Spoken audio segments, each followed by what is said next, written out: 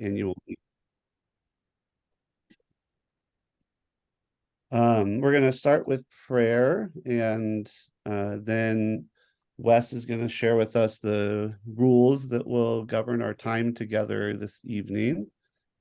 And then we will begin with the amendment related to the official youth presence, and then followed by that is the amendment related to the Commission on Ministry, and followed by that is the series of amendments in Canon 1.1 related to the annual meeting. I'd like to invite us all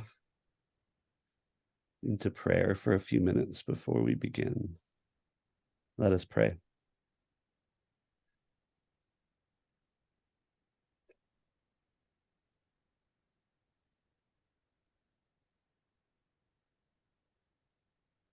O God, by your grace, you have called us in this diocese to a goodly fellowship of faith.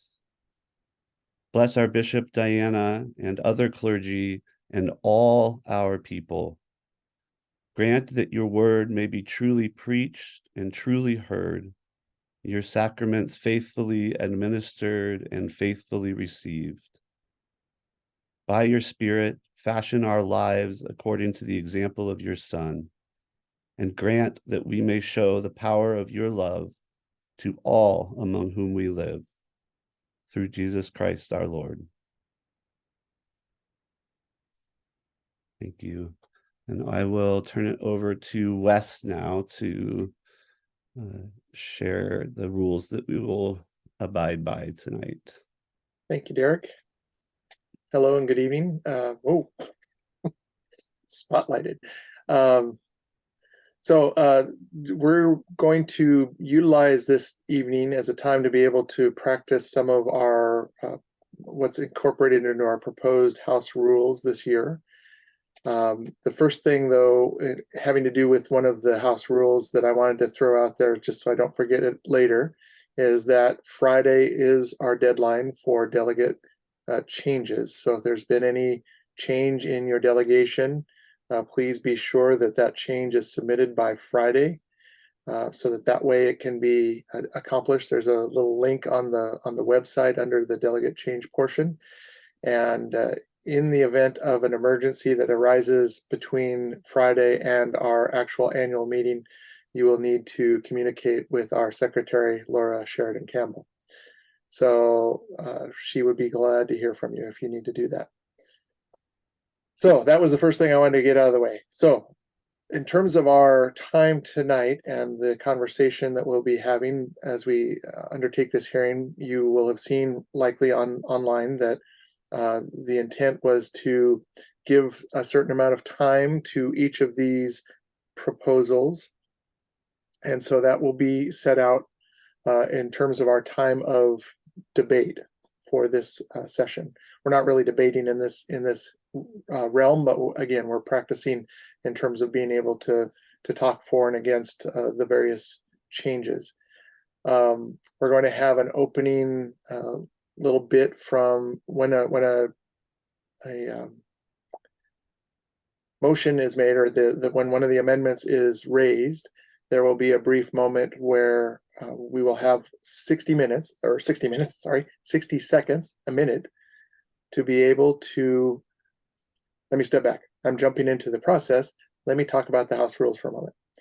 The House rules themselves this year, we're proposing this change in debate. So when a debate is occurring, we're going to cap a particular item at 20 minutes. And within that, each person who is wanting to speak will have 2 minutes to speak. And we'll have a timer set up so that you can see that. You'll get a warning at 15 seconds.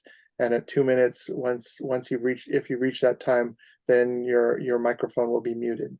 So just to be prepared for that. In addition, we are practicing, or we're attempting a new way of getting in line to speak. So when someone is prepared is wanting to speak to a resolution, to whatever the issue is, we're going to name it. Tonight we're going to name a particular amendment. And Derek has adjusted, he's acknowledged that we're having 35 minutes to be able to speak to each one. So we have an expanded time from what our house rules are. But we will name the resolution, or we'll name the amendment. And from that time, we will give 60 seconds for people to get in line to speak to that. And in order to get in line, you will need to, if you would like to speak, you will need to raise your hand, your digital hand in Zoom, and in the chat box, type in speaking for, if you're in favor of whatever you're wanting to speak to, or speaking against if you're not in favor, if you're against it. So it's a two-part method to get in line. And until both of those things is done, you will not officially be in line. Once both of those things are done, you are in line, and we will be using the timestamp of your chat to record that you are actually in line. So because when the chats come through, you can see as people have entered them based on that. And so that is what is going to set the order for when people are in line. Now, in this setting, as well as in the official debate during our annual meeting, we will adjust accordingly between those people speaking for and those people speaking against. And I say it that way because if 10 people get in line first that are speaking for, I want to be sure you understand that we'll go to the first person in that section, but then we're going to look for the next person who's actually speaking against. And they may have actually gotten in line behind you according to the timestamp, but we're going to alternate between voices so that we can have complementary perspectives. And so that's how we're going to operate that. That's our proposal for operating during the annual meeting, and that's what we're going to practice with tonight. So we're going to give you a chance to experience that. And so once I get done talking here, then Derek will announce the first one that we will be talking to. You'll get a chance to get in line for 60 seconds, and then we will proceed from there. Is there anything that I missed, Derek or Allie or Laura? I don't think so. Okay. Are there any questions? I guess I should ask that first of other folks. Are there any questions based on what I've said?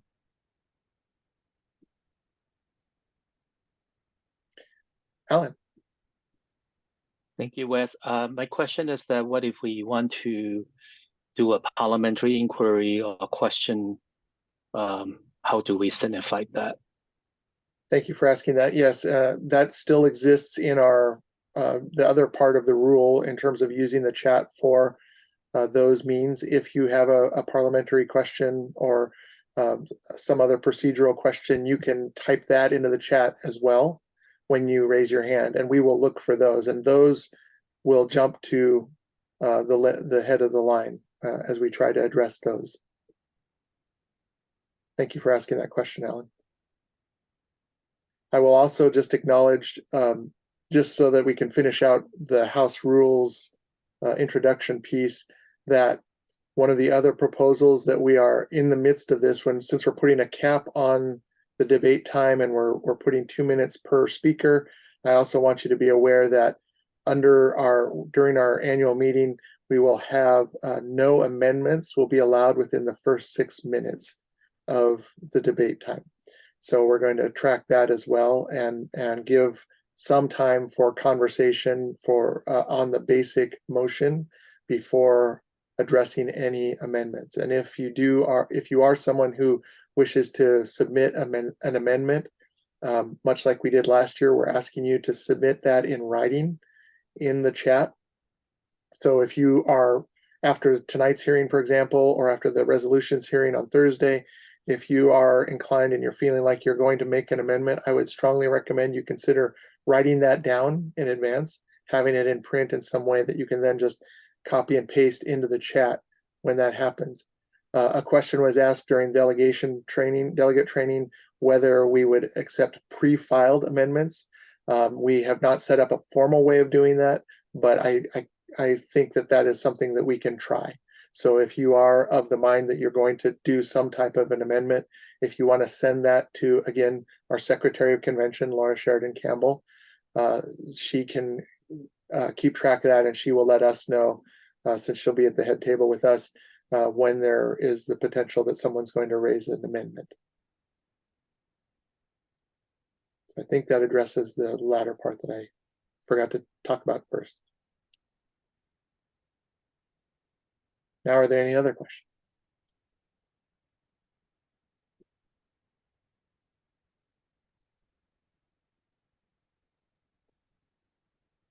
Okay.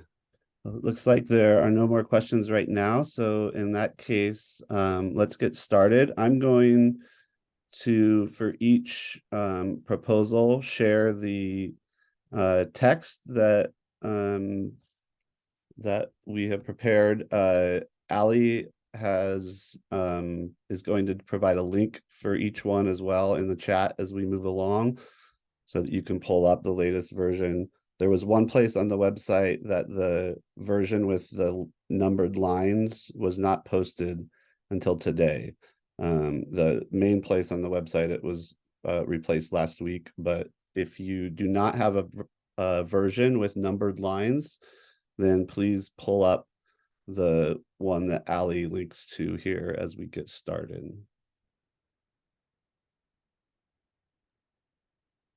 Derek, can I be clear real quickly as to why don't you let us know when you want to have people get in line? I said when you would announce it, but why don't you tell us when you would like that to happen? Okay. Yeah, so let's start that now for the first proposal that we are considering, which is the proposal related to an official youth presence. So you have 1 minute starting now to get. I have the wrong one linked then. Give me 1 second. I had the one in order on the website, which is the canonical amendment to Canon 1.1 annual meeting. Okay, sorry. On the schedule of hearing, we had it in a different order. So.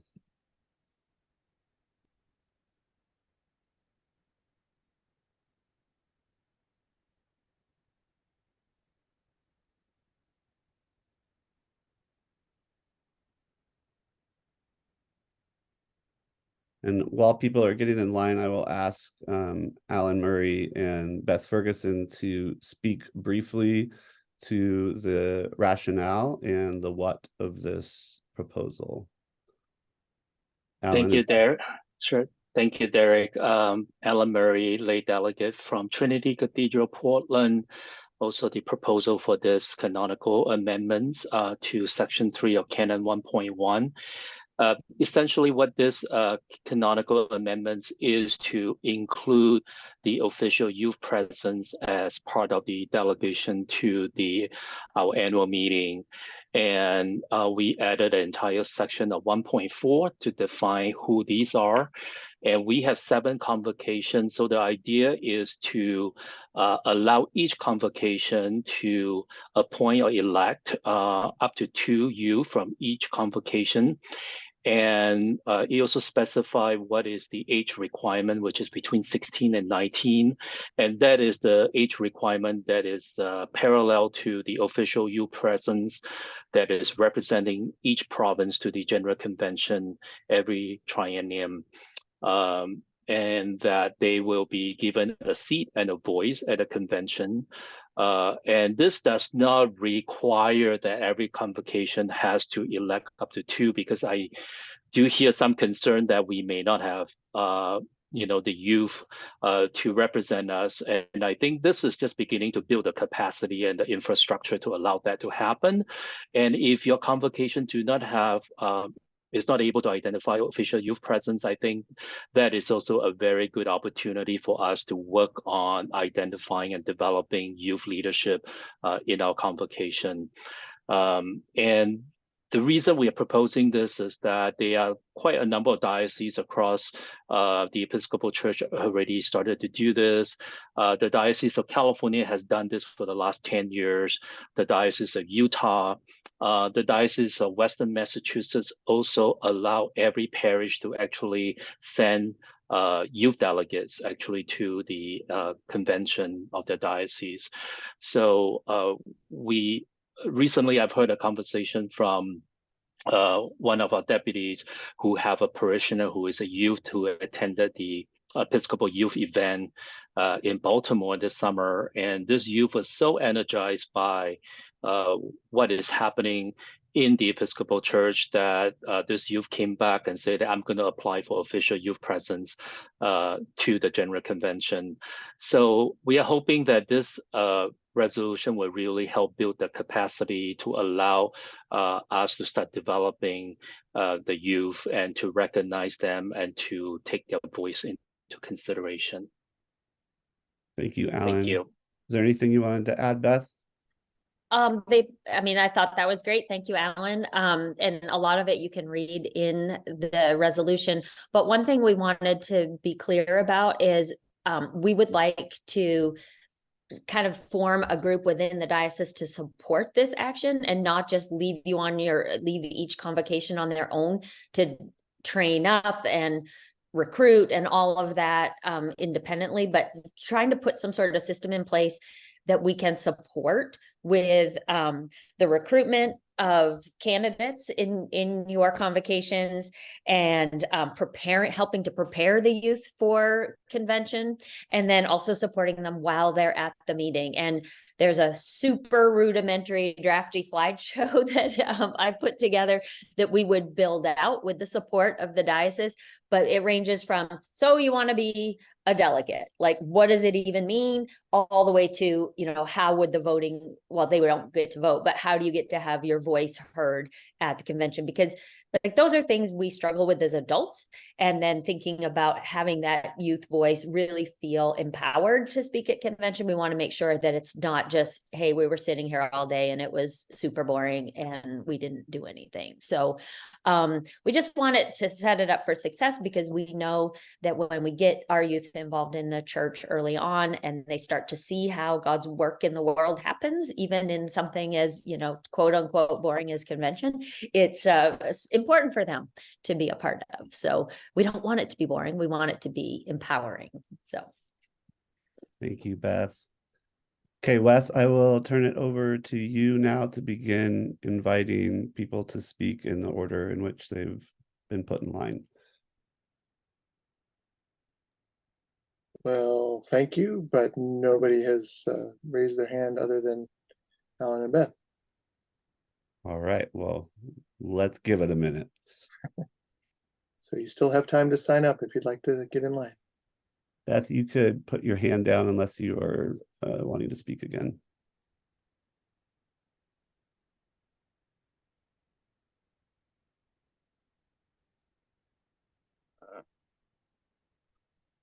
All right, excellent. Thank you for getting us started here.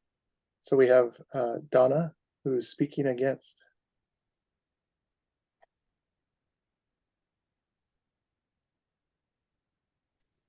Is that saying I can start speaking? I'm sorry, yes, please, Donna, go Okay. ahead. Apologize. Now, this is just practice, right? Indeed. Yes. Good. Because I'm just practicing being against, because I kind of figured everybody would be for. And you'd want someone to alternate with, but I'm starting first as it is. So let's see. Why would being against? I would say let's not try it, because it seems like to be able to train youth and to work with them through the months could be very difficult, because they're so involved in sports and other activities that it would be very challenging to make happen. And it could be a drain on our resources in that kind of way. Let's see.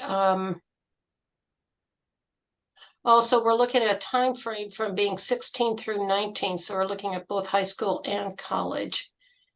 And so would that training take place with too great a geographical spread if the kids go off to college?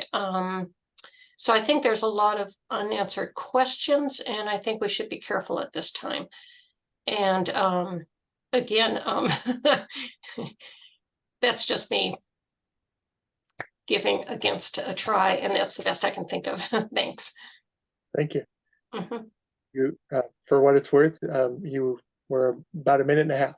So that's Okay, good to know. that's about a minute and a half time. I will also just remind everyone that when you do speak, especially during the annual meeting, we ask that you introduce yourself by your name and your congregation and community as well prior to speaking.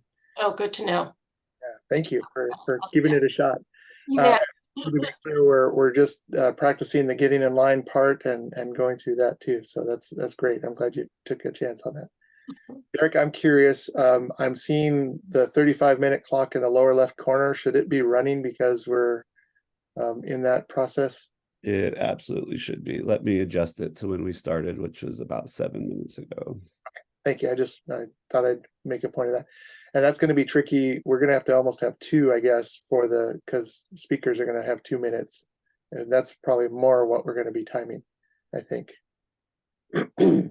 So, all right. So up next, we have Ocean, who is speaking for. Thank you. Hi, my name is Ocean Ayali. My pronouns are he, him. I attend St. Bartholomew's Episcopal Church in Beaverton. I'm speaking in favor of this amendment.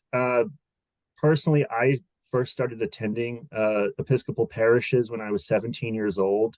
I'm 26 currently, and ever since I started attending Episcopal parishes, I've been thrown in immediately into leadership and volunteer positions. And I really appreciate that there is an effort to get more young people involved because we need young people to be involved. They're the future of the church. So I just wanted to express my support for this and thank you all for the work that you've put into it. Thank you.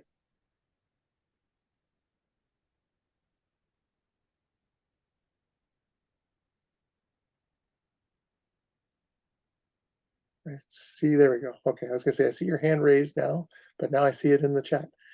Speaking in favor, for is Deacon Linda Lee. Thank you. Yes, I am speaking in favor of it. Since we have this marvelous youth conference, it feels like we absolutely need a link for those interested to have a voice and participate in their diocesan conventions. And I understand the concern about whether their time and the issues around campaigning for these youth and mentoring them. But I think initially, if we have the pathway that those who get involved with youth conference or those who are already energized at their own individual parish will at least have an avenue, and the other will build in time. Thank you. Thank you.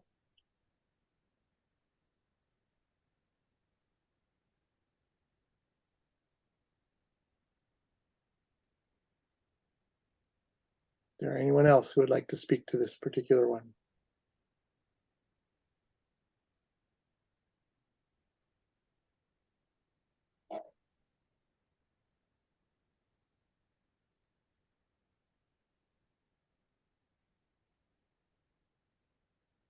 Going once. Anyone else who would like to speak to the proposal related to the official youth presence? If not, we will take this extra time and move on to the next proposal.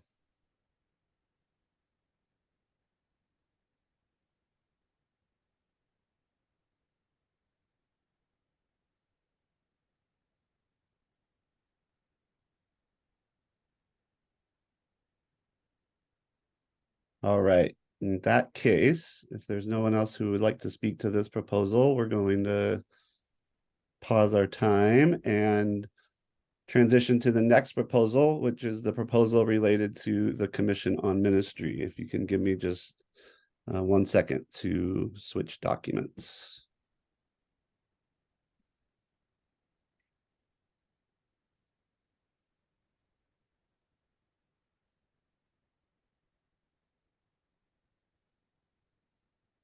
While Derek's doing that, I will just also throw in another, for those of you who might be newer to the annual meeting process, when you are speaking at the annual meeting, you will be addressing our Bishop Diana.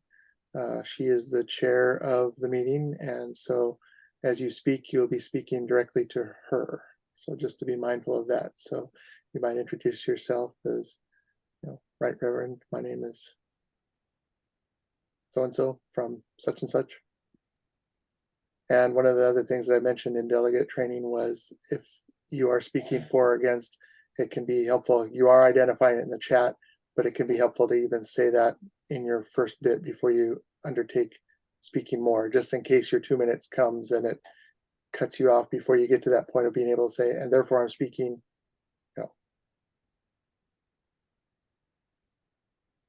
Thanks, Wes. So we have moved on now to the second proposed amendment. This proposed amendment relates to Canon 3.8, which is the canon related to the Commission on Ministry. This proposal proposes to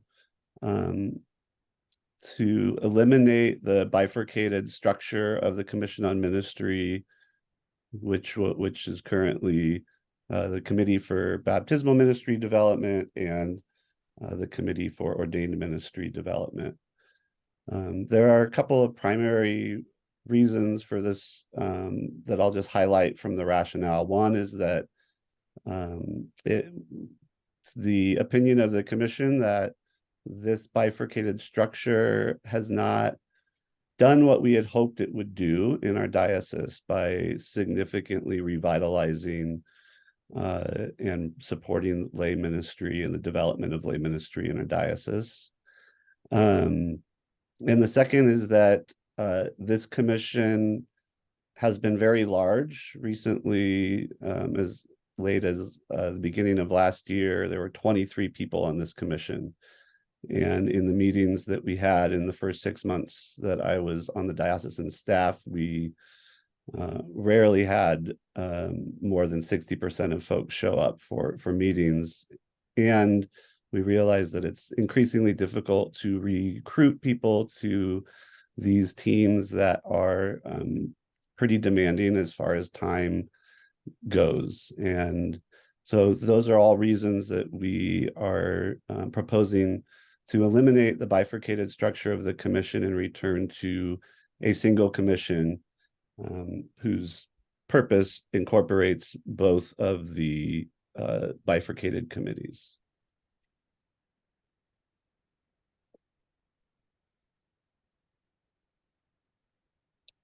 So I don't know if folks are already getting in line, Wes, or we want to give them a minute to do so now.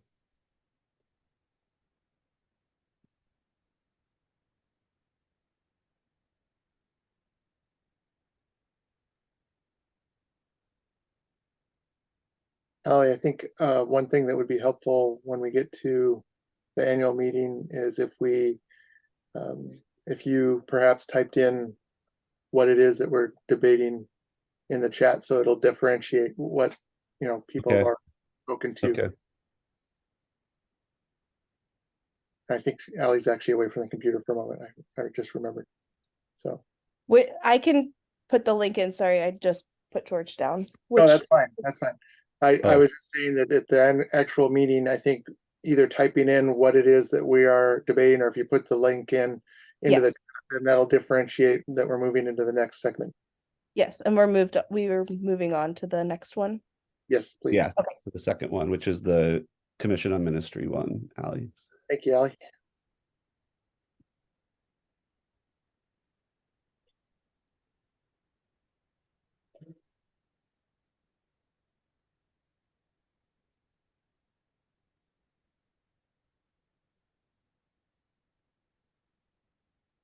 All right, so the proposed canonical amendment to Canon 3.8 has been posted in the chat. If you would like to get in line to speak to this, please do so by raising your digital hand and typing in the chat whether you're speaking for or speaking against.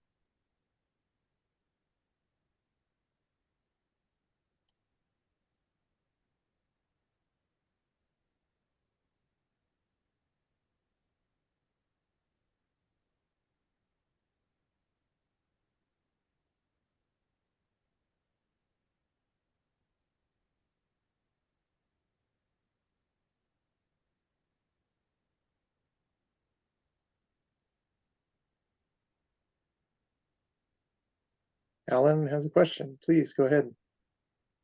Thank you, Wes.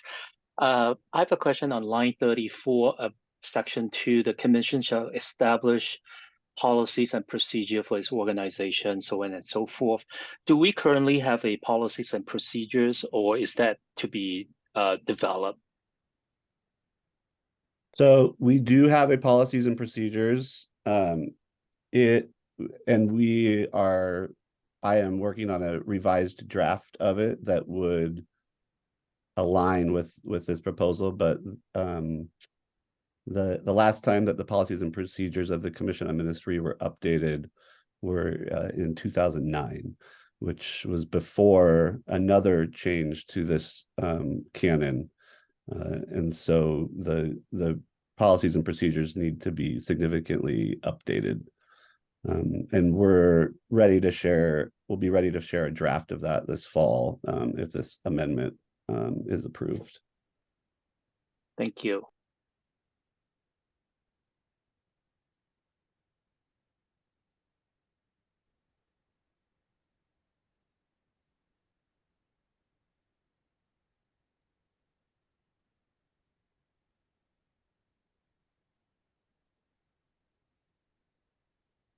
So Linda, do you want to ask the question before you speak? I certainly can. So I'm Deacon Linda Lee from St. Timothy's in Brookings, and I've served for 3 years on the COM. And I understand both sides of it. I can understand consolidating, this issue.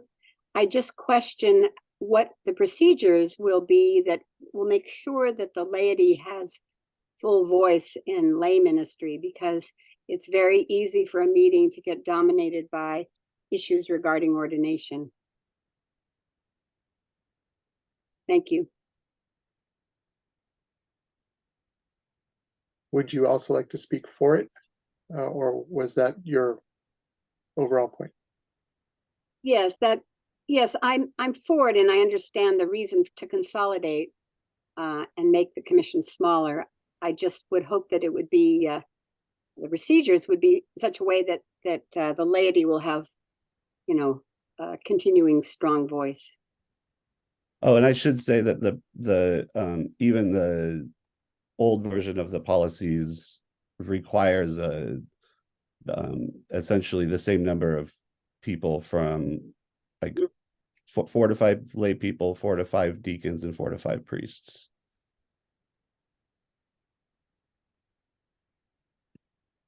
And the nominations that the bishop made, the appointments rather that the bishop made for the Commission on Ministry this year abide by that. Oh, all right. That is a preponderance of clergy, however, on the commission overlay, correct? Yeah. All right, thank you.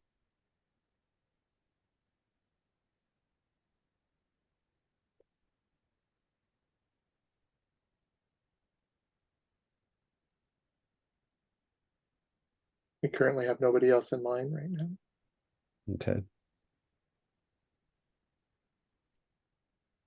Well, we'll give it a couple more minutes since we have quite a bit of time in case folks are formulating thoughts.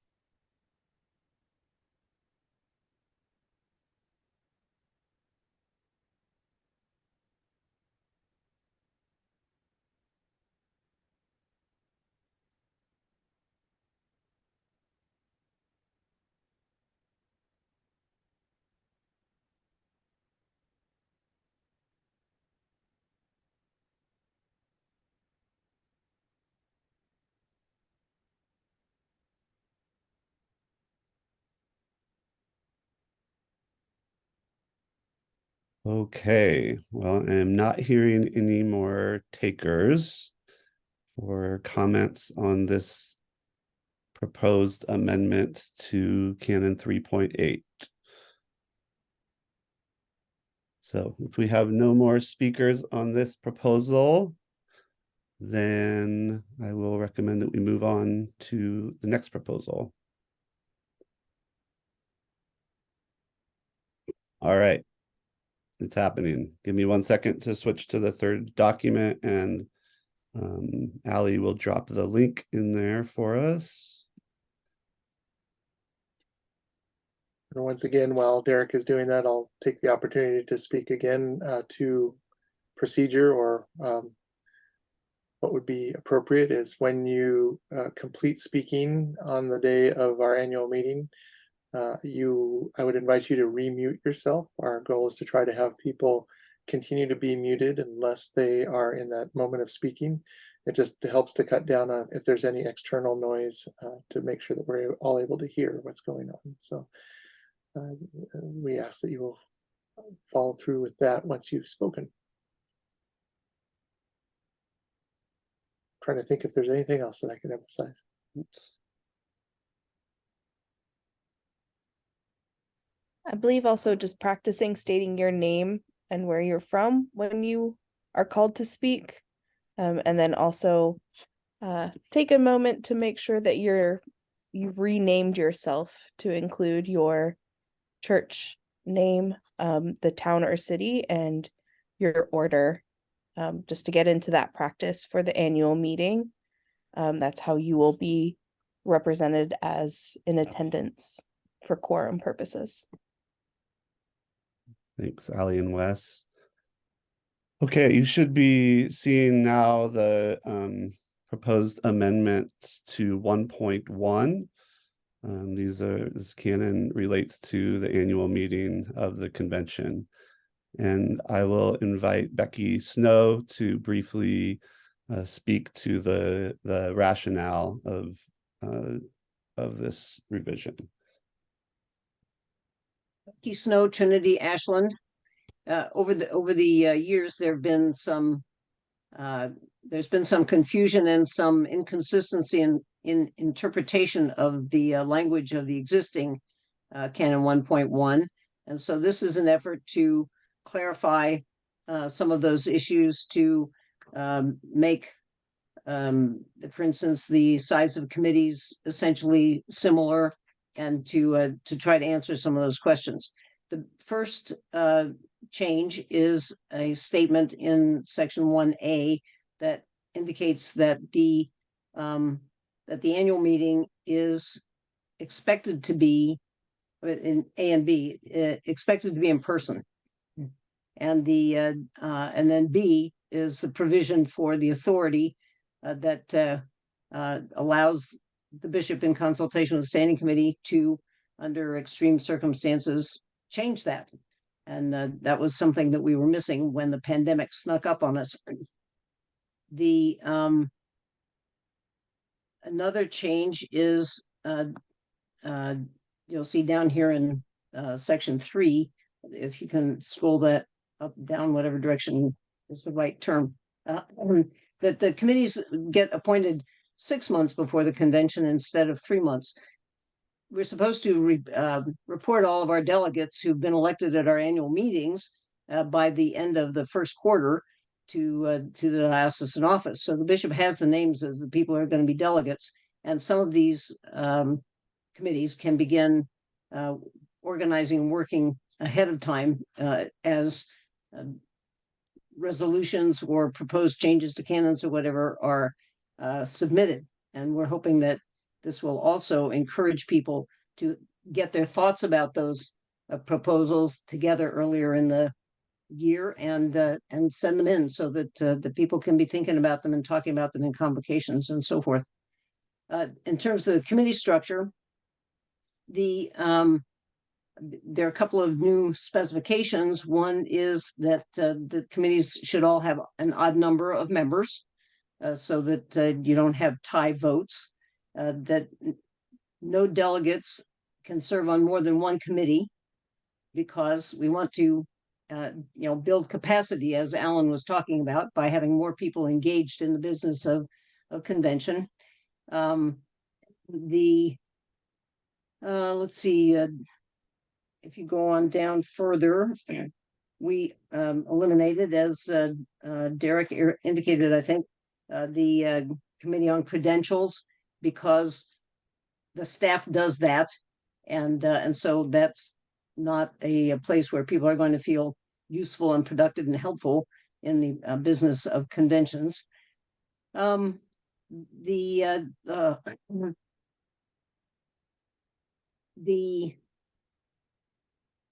we wanted to make clear with regard to the Committee on Constitution and Canons and the Committee on Resolutions, that once a proposal is submitted to the Secretary of Convention, it becomes the property of the convention or the annual meeting.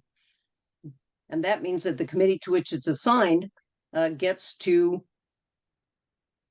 receive all the information and suggestions that are made by anybody in the diocese who wants to talk about them, and takes those into consideration and presents whatever they think is the best version of that resolution to the convention with a recommendation about whether to vote it up or down or not.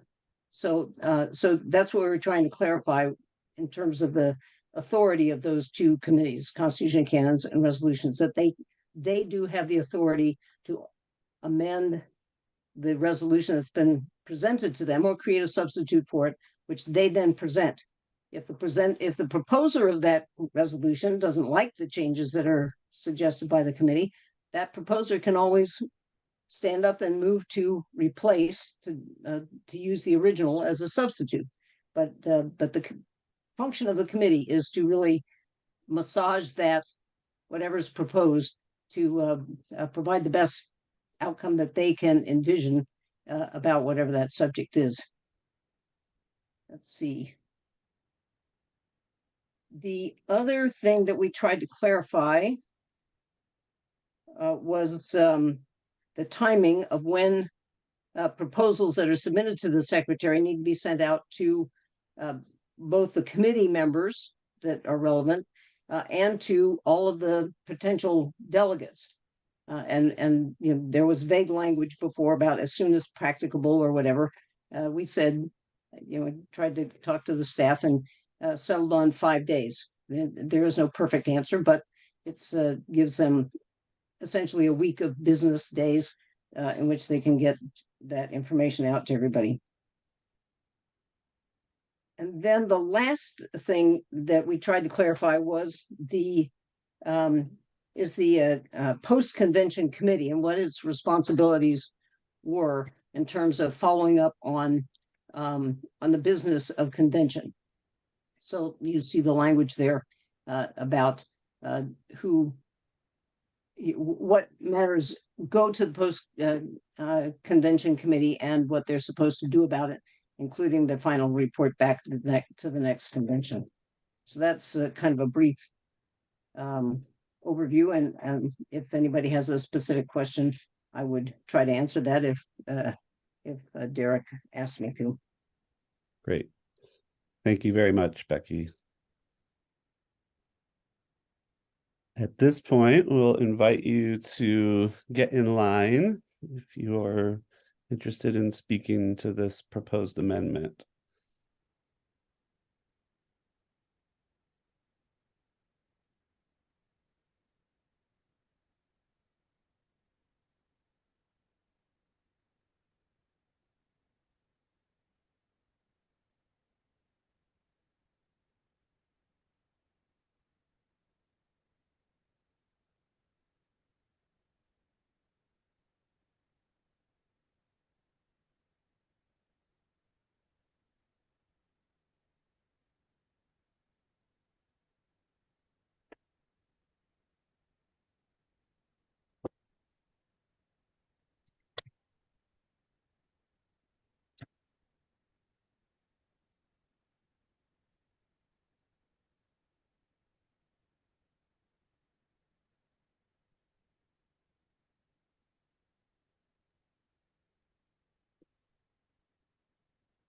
Allie, I see you have a raised hand.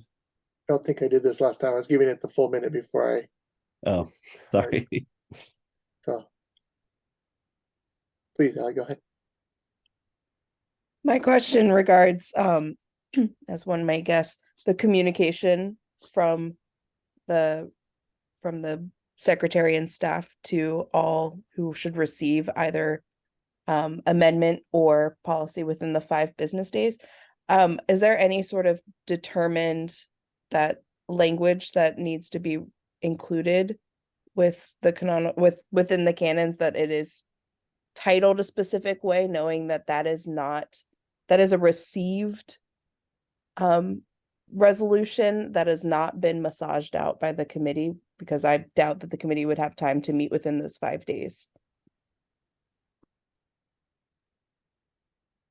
Becky, do you want to speak to that? There is no such language. I think that it would simply be sent out as proposed amendment or a proposed resolution.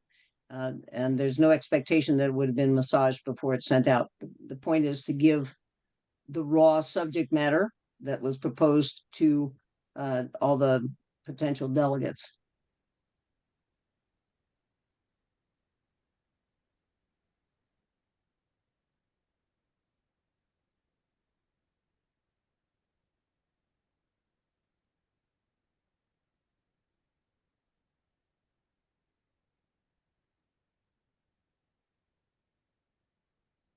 Murray has a question. Thank you, Wes. My question is pertaining section 5B, which begins on line 110, regarding the deadlines for submitting resolution 45 days prior to annual meeting. And there is a provision for late resolution. The one thing I'm not clear is the last paragraph, which is a scenario when, let's say we have a 2 days convention on a Friday and Saturday, and Friday is the first day of the convention, and if something at the very last minute came out on the Saturday, somebody wanted to propose a late resolution, which may not allow the resolution committee to conduct a hearing. Will that be considered out of order? The resolution would not be heard at all based on this amendments. I'll ask Becky to speak to that again. I think that the practice, and I'm not sure whether it's in the rules of order, maybe Wes can speak to that. The practice has been that any late filed resolution has to be filed in time for it to be brought up on the first day of business, first business day at the first business meeting of the convention. So the meeting would have to be structured in such a way that on Friday, there would be the first business meeting, and a person could not submit a late resolution on the Saturday. Okay, thank you. Is that right, Wes? Am I right about the past practice? That has been the practice. I don't remember if it is official. I'm looking it up right now to see if that's how we have it written in the rules in terms of the first meeting.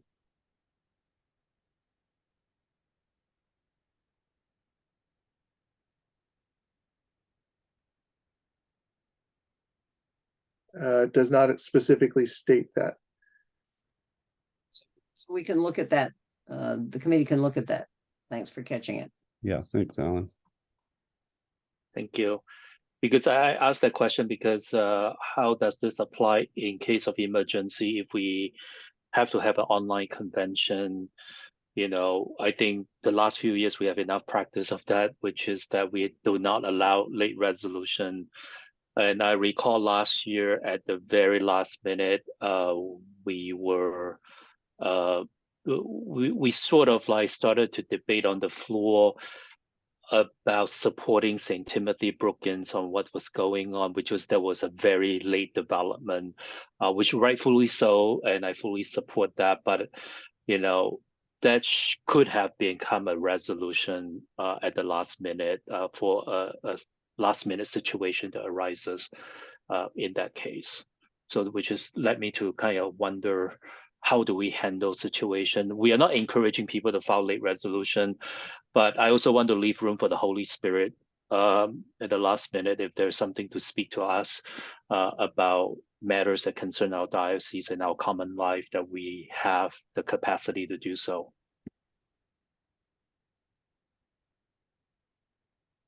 Thank you, Alan.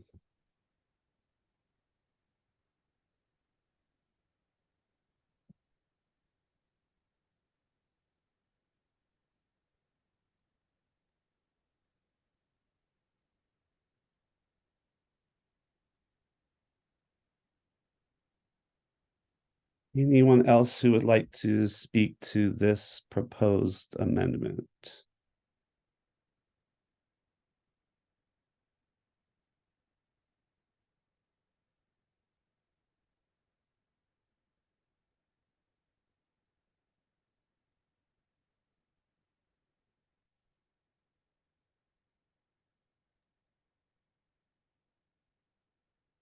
Thing has been posted in the chat at this point. Okay. We'll give us one more minute to thoughtfully sit before we move on.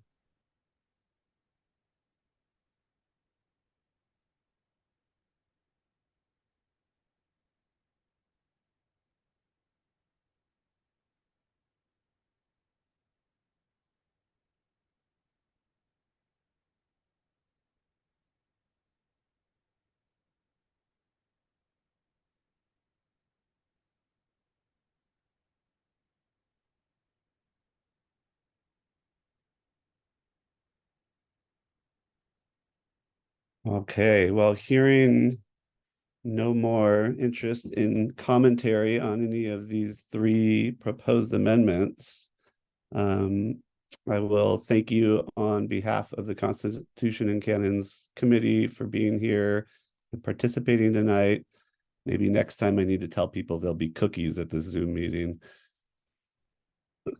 Thank you. The committee, the Constitution and Canons Committee meets next Wednesday to consider comments we heard this evening, and we'll incorporate any that we judge fit into the final version that is considered at the annual meeting.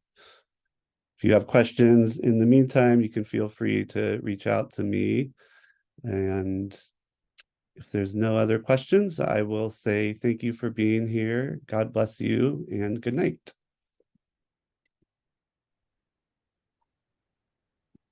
Thanks. Right. Thank you, everybody. Thank you. Too much controversy for me.